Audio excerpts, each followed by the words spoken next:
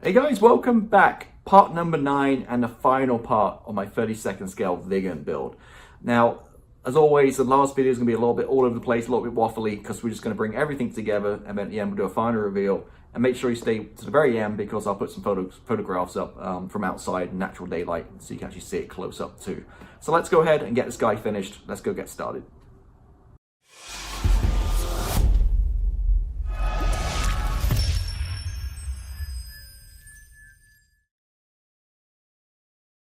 Welcome back. So here she is, looking fantastic. Last few days I've been looking over my bench and just thinking what amazing finish it has right now. Just a nice, the ultra matte finish I used on the paintwork and just the oils. It just looks really nice. Really happy the colors and the sheen and all that kind of stuff. So yeah, we're good with this. This is done essentially. I'm just gonna put this to the side and bring in the instructions, because next up I want to get this guy on its standing up on its wheels. So the good thing about this is it's 3D printed and the gear is actually only one part, other than the, little, obviously the wheels, and you got like a little light here for nose gear, but it's all one part. So how easy is that? Not quite so easy, because the way this comes, if I lean over, it comes on one of these kind of guys, and it's like surgery trying to cut these things off. And the challenge I had with this was understanding what is the support and what is part of the gear. So like these guys are part of the gear, obviously. So you do have some nice pictures here. I think they figured this out on their end too, but it's kind of complicated to figure out what's what. So be very conservative with cutting it off, take your time, and here you can take close looks and then hack it up away a little bit and remove any other parts which are supports and not the actual part of the gear, because it is, like I said, like you can see there, it's pretty hard to tell what is what there. And again, this is 3D printed plastic. The guy said that these things hold the weight of the aircraft. The aircraft's very heavy. It's all resin, so we'll see if this holds it or not. Yeah, there's no metal or anything inside this. So pretty straightforward job really. What I'm going to do is, I think looking here, it's number 1 color, which is white. So I'm just going to do my usual method of just Mr. Surfacer 1500 black to prime everything in black, and then I'll come back with a white on top. We'll get that kind of nice heavy look with the black behind it. I did do the wheels already. Did the wheels a few weeks back now, so the wheels are all painted up, ready to go. So that's one less job to do. No problem there at all. Just obviously one piece. Just painting them up with silver rims. I use flat aluminum and obviously rubber black. So that's kind of where we're at. This episode is going to be a little bit over, everywhere really. We've got that to do. I did cut the gear doors off too. Pretty straightforward. These guys need ready for primed up too. So we get those primed up, and also fuel tank. Seems like 2 months ago now we actually put this thing together, and we just got to put the fins on the back here, and this guy can be painted as well. So that's kind of what we've got going on. Like I said, bits much kind of working through here, trying to find a few stages, but we're almost done with this aircraft. So let me get round to painting these guys up, and we'll come right back. Alright, so we've got these together. Well, saying together, it's not really that many pieces. Obviously one piece plus the wheels. So painted it white, then hand painted the silver parts with Vallejo Model Air hand painted, and my usual bit of weathering as we've done with the other parts, and that is Abteilung Starship Filth. Made a very thin wash with enamel thinners, and just kind of just drizzled it on, and gives you a bit of a grimy kind of dirty effect here. One thing you should note, which I always forget to do, is the light here. Should have sprayed silver before I put the primer down, because then you've seen the silver behind the light. As I put black primer down, you kind of see black behind the light. Rookie mistake. Every single time I forget to do that, but that's a tip. So the light will shine silver, not black, for the primer color. But nevertheless, looking good. Now, big moment of truth. I'm getting these off camera. Obviously, I'm getting these put onto the giant airframe and get it on its legs and see how it looks. We are on the legs and looking pretty sturdy. I totally jinxed it now, but I hold it the side round, and there she is on the, no problem at all. And yeah, fit pretty nicely. So it's on its legs. Next up will be to paint the gear doors. I've primed them already, just need to paint outside the light ghost grey and the inside the flat aluminum colour. So just built this is a lollipop stick or a top popsicle stick with a little masking tape wrapped around and just stuck them on there. so I can paint each side easily. So paint the blue first, let it dry, and I'll do the flat aluminum. Alright, so coming back here, I painted up the gear doors and stuff, and I did notice, now I'm looking at the light, I don't know if you can see on the camera, you see it's like a topography or something. It's like all different layers. You can see it's just where it is manufactured. Again, I'm not sure if the light can pick it up. Maybe there you can see. So what I'm going to do, I'm not quite happy with that. So what I'm going to do is I'm going to come with a sander, sand this all back, hopefully get it more smooth, and then got smoother, better way of the English, right? And then I'll sand this back down and I'll repaint it because I'm just not quite happy with that. If you can see there, it shouldn't be like that at all. Should be smooth, but you can see there's all different layers of where it's resin printed. So I'm going to take care of those. Also realized there's two more doors, bigger doors. These are at a closed position, so I need to paint these guys up too. And also the ladder. So the board and ladder, nice little touch to have. Although there's a million different attachments, so careful with a pair of scissors, just going through, cutting all the attachments out for 3D printing and sanding it back. And this guy's ready for priming too. Just a nice little touch to have that boarding ladder as well. So I'm going to take care of all this stuff. And also, I broke off the end of my fuel tank. I found it again, so I glued it back on, and we can get going painting this guy and weathering it up also. So all kinds of little jobs here. I mean, we're getting right towards the end. Unfortunately, really enjoying this one, but bring all these details together, and it's going to look awesome. Okay, so here's showing some more progress on this guy. Oof, getting heavy and handle to hold. Got the fuel tank on. You can see there. Put it on pretty quickly because it was kind of back there, the fins were kept breaking off, a little bit fragile, so I thought I'd get this guy on. Super glued on, weathered, same as the other rest of the aircraft with panel line wash and neat oils. So looking the part there. So I'm just going to put this to the side. And it's very sturdy, that gear, so no problem at all. All these guys are done, same thing, weathered up as well. I did forget to put a clear coat on this, so a little bit shiny, so I'm going to hit it with a flat coat. And then super glue them all onto the underside, and it's a little tricky now handling this aircraft, so I'm pretty much having it in my lap and basically between my legs and trying to have it upside down and getting all these guys on. Once that's done, a few little pieces here and there, and pretty much wrap it up. So that's the time of filming this. I think it's by end of day tomorrow I'll have this guy finished. So yeah, we'll see how we go. We've got the ordnance to do, and I'll try one or two. If it looks crap, I'm not going to load it up. But if it looks okay, we'll do a loadout on it. But yeah, looking good. So let me get all this stuff done, and I'll be right back. Okay, so while I got some other bits drying paint, I did a few missiles just to kind of give it a little bit of a loadout. I'm not going full on, various reasons, mainly because some don't fit that great, and like for example this guy, which I think is an RB71, you can see the fins kind of broke off. There's no way you can slide this on without breaking one or two. I got one done okay, the second one broke a little bit. I was like, I'll just go with one, I don't need to do a full on loadout here. So walking through this, so this is the RB71 altogether, and got the pylon attached because it's all going to be green, as you can see right here. So this is ready for primer. This guy right here, big chunky missile, and we've got a couple of these Sidewinder guys. RB74 says in the instructions, which would be a little bit tricky to paint because, again, the 3D printed parts are very brittle. You have to be very careful, and it looks like it's going to be green with light ghost grey fins, which might be a little tricky. There's a little masking and painting involved there. So we've got two of these made up, and the pylons on these are going to be the light ghost grey, so we'll paint these separately. But should be good to go. So we've got two of these guys and this one, and that should be more than enough. Just accentuate the detail, add a little bit of extra visual appeal to the aircraft. So I'm going to get these in primer and get them painted up, and I'll be right back. Okay, so just a quick little update here. Working way through these weapons, no problem. So I've got them primed up. This thing's going to be all green, which is going to be Tamiya X5, which I happen to have. Not a colour I use often, but do have this, so we'll get ready to go.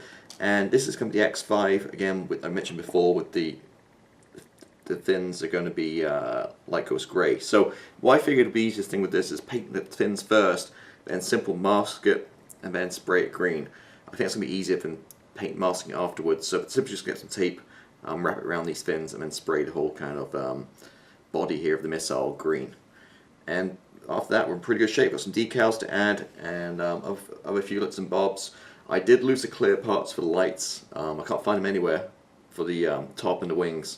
So I just simply did my usual trick of Mod Podge This is a Super Gloss Brilliant Extreme, dries like glass. So with a cocktail stick, literally or a toothpick, just dabbed a little bit on in those spots. It's drying right now, and then once it's dry, I can then apply the clear colors according to the instructions. So not a big deal at all with that.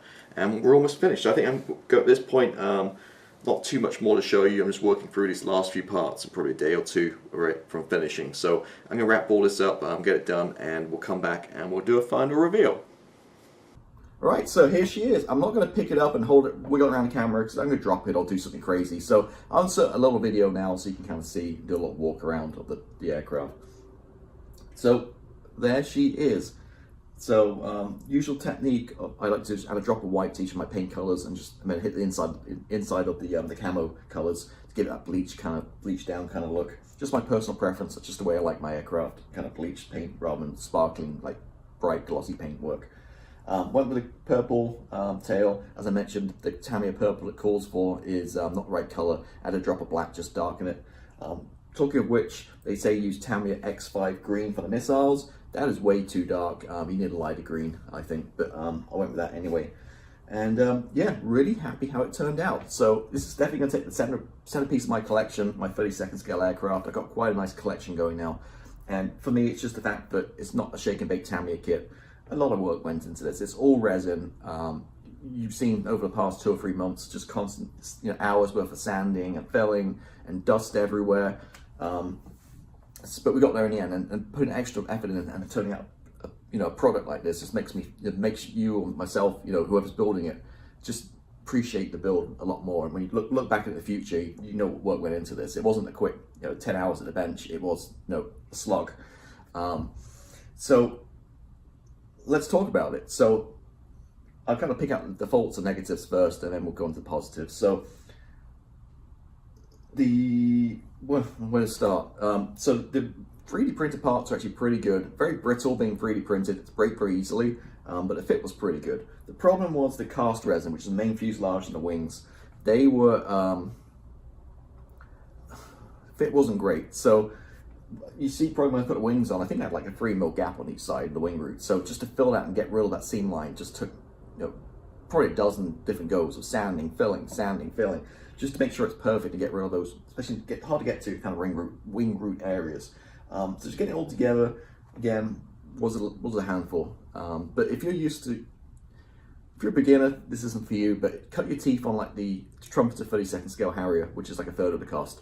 All the skills you see in that one, which I built also, you can transfer onto this one. So you can learn how to like vet sand, you can get rid of those seam lines, just a lot of filling, that kind of thing. And similar with this. But we got the main thing together. My plan was, as you see, I didn't follow the instructions. I started with the main bulk of the aircraft first, and then I handled the front end at the very last, because I don't want to deal with delicate seat and instrument panel and stuff, whereas heavy duty like under the sink, water and sanding, that kind of stuff, left it to the very end. So took care of all the main seams and the main assembly, and then tackled this front end, the cockpit, at the very last.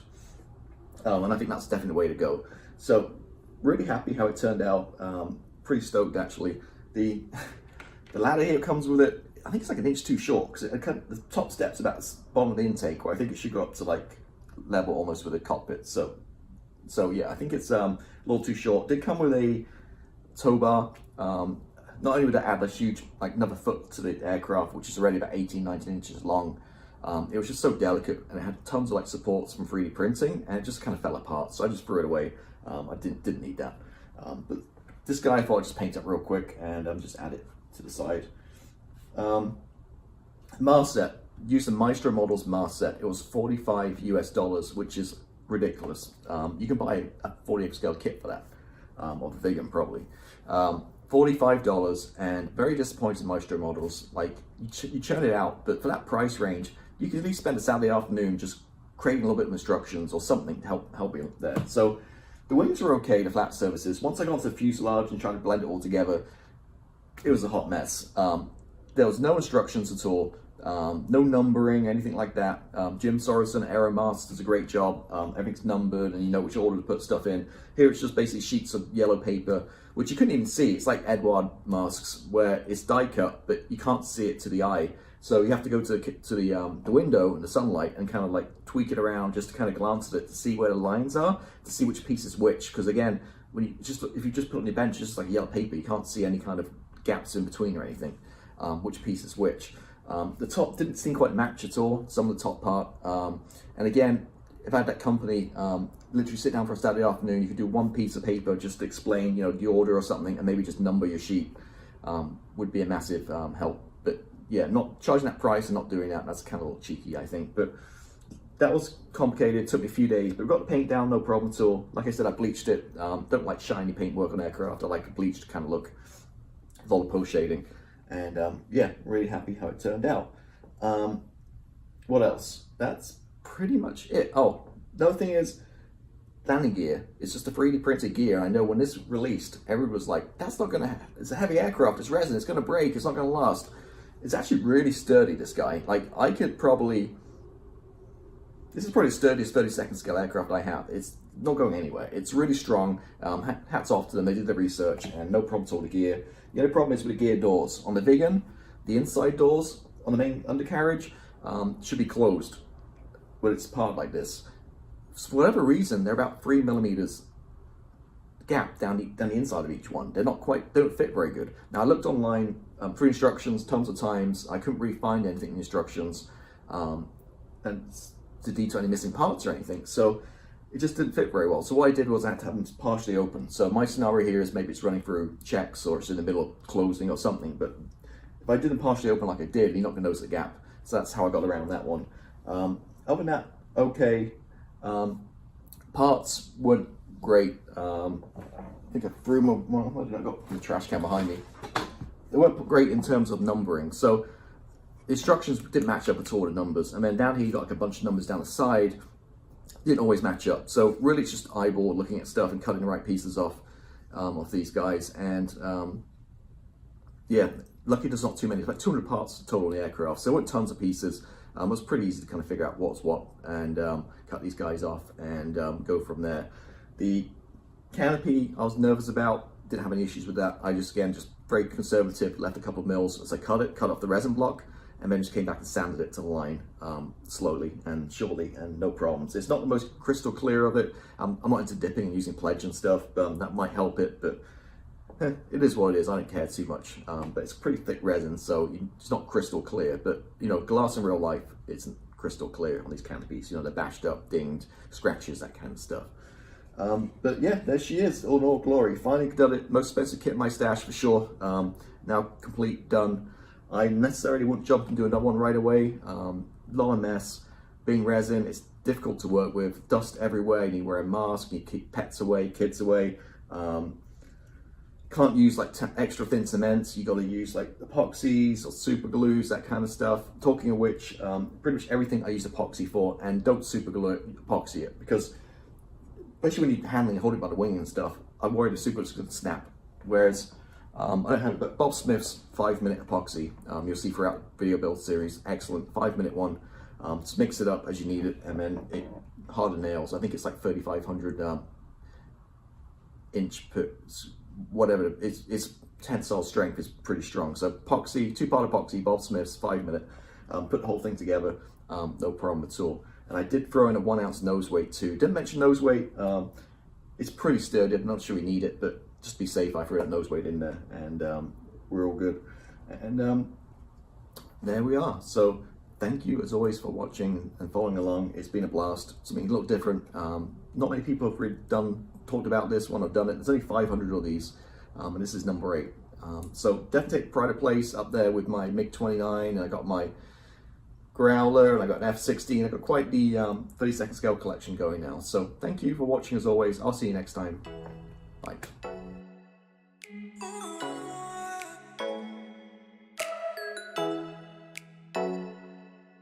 Oh.